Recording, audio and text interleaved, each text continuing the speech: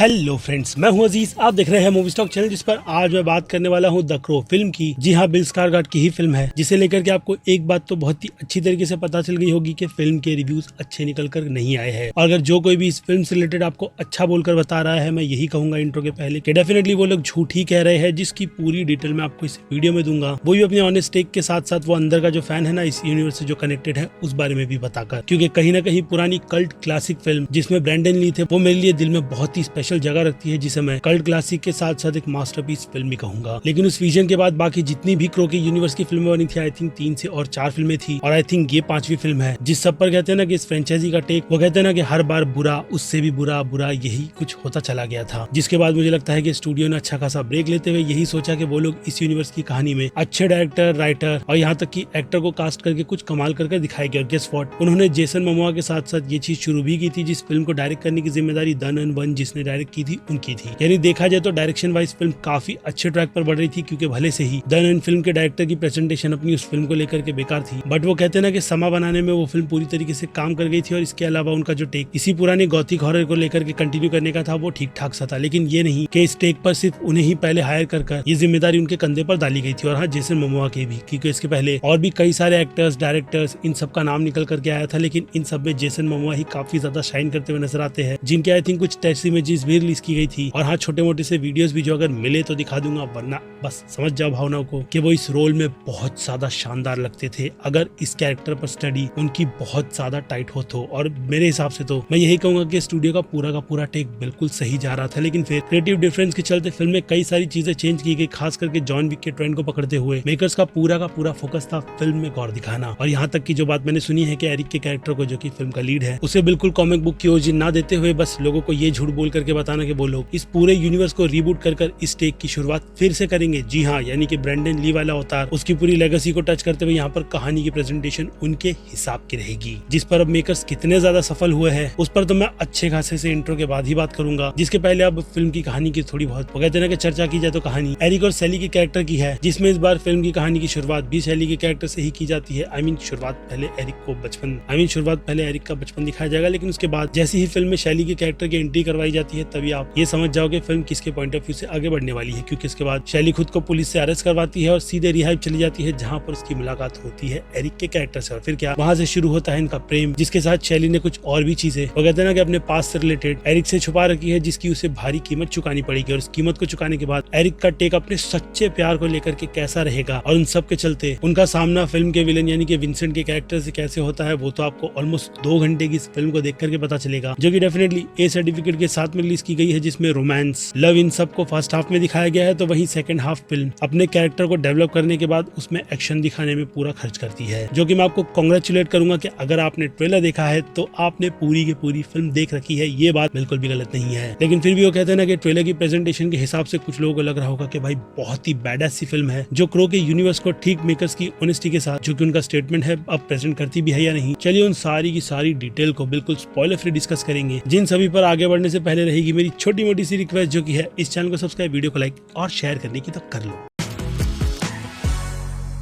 So friends, तो शुरुआत में इतना ज्यादा ज्ञान देने के लिए सॉरी, लेकिन क्या करें, डिटेल रिव्यूज कुछ इसी तरीके के होते हैं, खास करके जब आपको इस जॉनर का बहुत ही अच्छा खासा ज्ञान हो। क्योंकि रिव्यू का मतलब सिर्फ बात फिल्म पर करना ही नहीं, बल्कि उसके पीछे का जो मेकिंग प्रोसेस है, उस पर मेकर्स की किस तरीके की पकड़ थी, और उसके बाद जाकर के उन्होंने क्या डिलीवर किया है, ये भी डिस्कस करना होता है। इसलिए इस तरीके के रिव्यू में इतनी ही लेंथ की वीडियो लगेगी। वीडियो देखना ना देखना आपका डिसीजन है। क्योंकि कई लोग वीडियो के कमेंट से लेकर के डीएम सेक्शन में यही बात मुझसे करते रहते हैं, जिनके लिए मैंने इसी चैनल पर शॉर्ट का सेगमेंट भी बना रखा है। तो वहां पर जाकर के फिल्म देखना नहीं देखना, ऐसे वो कहते हैं ना कि चुटकी में समझ जाओ और सीधे निकल जाओ। क्योंकि यहाँ पर डिटेलिंग की ही बात की जाएगी, जिससे मैं बिल्कुल भी ना भटकते हुए अगर इस फिल्म को एक वर्ड में डिस्क्राइब करूँ तो निहायत ही टट्टी सी फिल्म है, जिसे सिर्फ लोग अगर इसके एक्शन को एंजॉय करने के हिसाब से देखना चाहते हो, तो मैं कहूंगा फिर से ट्रेलर की बात लेकर के, अगर आपने ट्रेलर देखा है तो आपने फिल्म की ब्रूटलिटी, जो कहते हैं ना कि एक्शन की, इस फिल्म में किस हद तक की होगी, वो डेफिनेटली फील करवा देती है। जिस पार्ट तक पहुंचने के लिए आपको फिल्म के फर्स्ट हाफ और सेकंड हाफ तक को देखना नहीं, बल्कि एक हिसाब से झेलना होता है। क्योंकि इन सब में मैं फिल्म फिल्म के महान डायरेक्टर के विजन की बात करूँ तो उनके विजन से ये जो फिल्म निकल कर आई है वो निहायती गॉथिक तो नहीं, लेकिन ऐसी बेकार और घटिया सी चॉइस की फिल्म लगती है जिसके ना तो गाने ढंग के हैं और ना ही बीजीएम, जो डेफिनेटली ये बात बहुत ही अच्छी तरीके से समझा देता है कि फिल्म के डायरेक्टर रूपर्ट को इस फिल्म के यूनिवर्स का जरा भी अंदाजा नहीं था। इसलिए फिल्म के अंत में उन्होंने उस फाइटिंग सीक्वेंस में भाई साहब ओपेरा का म्यूजिक यूज किया, जबकि हार्ड रॉक जैसी चीजों से ये यूनिवर्स लिटरली बहुत ही ज्यादा भरा पड़ा है। यानी उन सब में अगर आप कुछ अलग क्रिएटिविटी कर दिखाते तो मैं मानता कि आपने एज अ फैन इस यूनिवर्स में बहुत अपना अच्छा खासा योगदान दिया है, क्योंकि ना तो उनका योगदान जो कि मैंने कहा कि म्यूजिक, बीजीएम और पूरी फिल्म की सेटिंग में नजर आता है, और ना ही क्रो की प्रेजेंटेशन में। भाई साहब बिल स्कारगार्ड एक बहुत अच्छे एक्टर है, बट अनफॉर्चुनेट यहाँ पर एक्टिंग के नाम पर उन्हें इतना ज्यादा पुशी बनाया गया है। आई मीन वो वाली नहीं, लेकिन डरपोक सा पुशी, जो फिल्म के पूरे फर्स्ट हाफ में संभव अपनी पास की यादों से जूझ रहा है, जिसके बाद जब वो क्रो बन जाएगा तो फिर लर्निंग ये सब करने में उससे थोड़ा टाइम निकल जाएगा, और जब वो बैड एस बन जाएगा तब एक चूतिया सा छपरी कैरेक्टर लगेगा, जिसके बाद जाकर के उसका एक चूतिया सा डिसीजन क्रोनस तक को सोचने पर मजबूर कर देता है कि उसने किस चूतिये को सेलेक्ट किया भाई, वो भी ट्रू लव के नाम पर। क्योंकि ट्रू लव के नाम पर जो भांग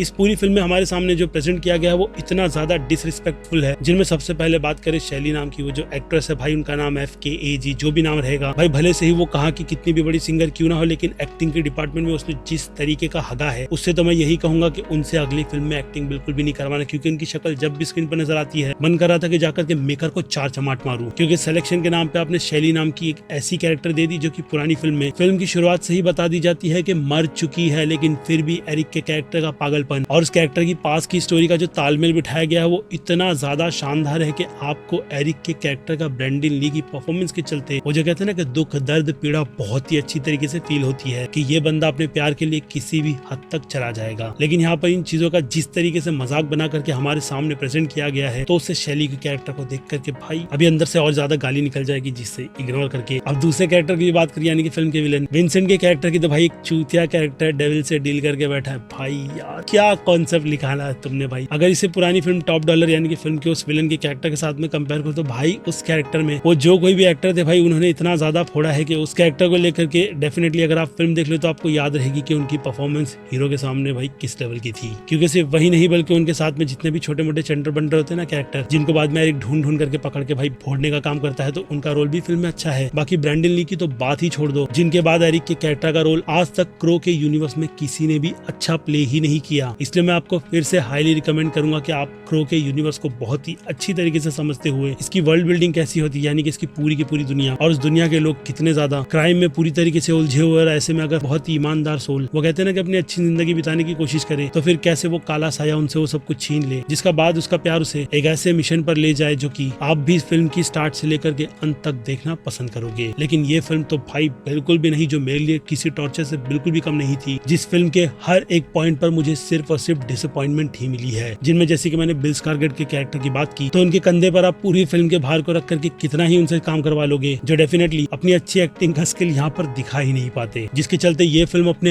हर एक डिपार्टमेंट में कहूंगा कि फ्लॉप होती है, खास करके क्रो के यूनिवर्स की ऑनेस्टी को पकड़ू तो। क्योंकि जैसे कि मैंने कहा, डायरेक्टर अगर आप बहुत ही ज्यादा अनपढ़ चूज करो, वो भी बिना ज्ञान वाला, जो कि अपने पुराने टेक पर ही उसी पैटर्न की फिल्में बना रहा है, क्योंकि शायद से उन्होंने स्नो वाइट्स एंड हंटमैन जैसी फिल्म बनाई थी, बस उसी फिल्म का पैटर्न जो स्लो, लंबा और लेंथी चलता है यहाँ पर भी यूज किया गया है। क्योंकि ऐसी ही स्लोनेस उन्होंने स्कारलेट जॉनसन की film Ghost in a Shell में भी दिखाई थी, जो फिल्म मेरी नजर में तो काफी ज्यादा प्रोटेंशन रखती थी, लेकिन अनफॉर्चुनेट स्कारलेट जॉनसन को कास्ट करके उस फिल्म को कहीं ना कहीं तो बर्बाद किया गया है। क्योंकि यहाँ पर जिससे रिलेटेड एक अलग कंट्रोवर्सी है, लेकिन फिलहाल तो मैं उसमें जाना नहीं चाहता, लेकिन फिर से हाथ जोड़ करके विनती रहेगी कि इस कचरे से दूर रहो। बाकी अगर आपको यूनिवर्स से कोई भी लेना देना नहीं और आप सोच रहे हो कि थिएटर में जाकर के आप इस फिल्म के एक्शन को एंजॉय करोगे, तो भाई साहब जैसे कि मैंने कहा कि फिल्म की काफी बेकार सी शुरुआत की प्रेजेंटेशन आपका दिमाग खराब करने के लिए बिल्कुल रेडी रहेगी। यानी ऐसे सीन को जब फिल्म काफी ज्यादा लॉस कर ओटीटी या फिर कहीं पर भी रिलीज होगी, तब जाकर के आप उस सीन को देख करके ये सोच लेना कि आपने एक स्टंट कोरियोग्राफर का वर्क देख लिया है, क्योंकि मेकर्स का पूरा फोकस उसी एक्शन सीक्वेंस में था, लेकिन म्यूजिक डिपार्टमेंट ने उसमें भी गुड़ का गोबर कर दिया। ऑब्वियसली इस फिल्म की कहानी की तरह जिन सबसे हटकर अब इस फिल्म को रेटिंग वाइज बांटा जाए, तो सबसे पहले आ जाए एक्शन पर, तो सिर्फ उसी एक्शन के बेसिस पर मैं इस फिल्म को एक्शन की इस कैटेगरी में 5 में से 1.5 स्टार की रेटिंग दूंगा। तो वही बात की जाए फिल्म की कॉमेडी की, तो फिल्म में भाई पूरी फिल्म ही मजाक थी, जिसे डेफिनेटली 5 में से 5 का स्टार मिलना चाहिए, लेकिन ऑनेस्टी की राह पर चलते हुए मैं इसे इस कैटेगरी में दूंगा 5 में से 0 स्टार। जिसके बाद बात करें फिल्म के ड्रामा की, तो कहानी निहायत ही घटिया और इतनी ज्यादा घटिया प्रेजेंटेशन रखती है कि उसे ड्रामा की इस कैटेगरी में मैं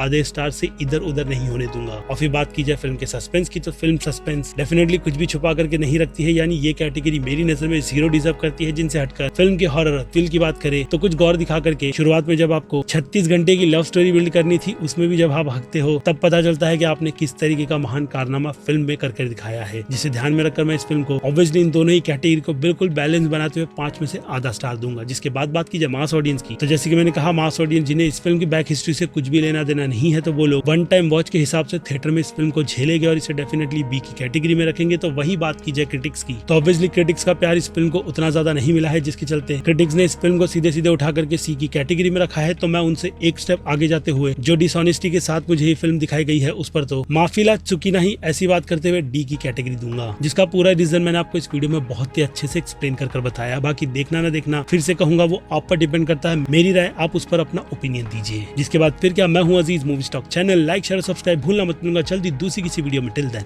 बाय।